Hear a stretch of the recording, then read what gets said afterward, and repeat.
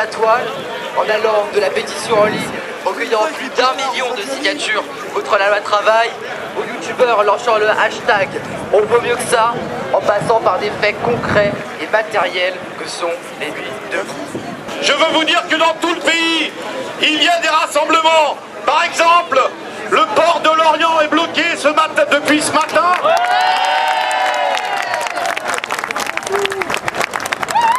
Et nous allons continuer puisque nous avons déjà des rendez-vous dans la semaine prochaine. Pour ce qui concerne la CGT, il y aura, vous le savez, une grève unitaire la semaine prochaine chez les cheminots. Les transporteurs, les salariés du transport routier sont en train de voter entreprise par entreprise l'idée d'une grève reconductible dès la fin de la semaine prochaine. Dans toutes les entreprises, cette question-là doit être posée, mais comme je l'ai dit à maintes reprises, ce sont les salariés qui doivent décider et la CGT soutiendra l'ensemble de ces positions.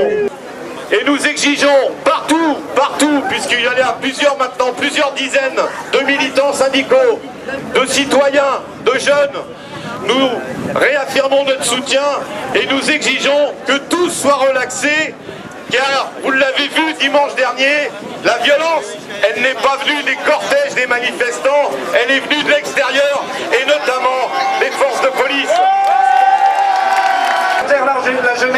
La jeunesse, elle est présente dans la rue depuis le début du mois de mars.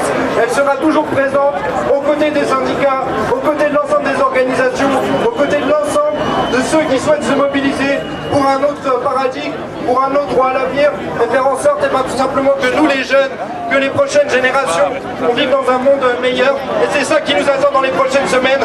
Forte dans un contexte de grave crise de notre pays. Ainsi, le 28 avril dernier, quelques exemples dans la négociation collective, c'est-à-dire s'affranchir des contraintes liées à la loi.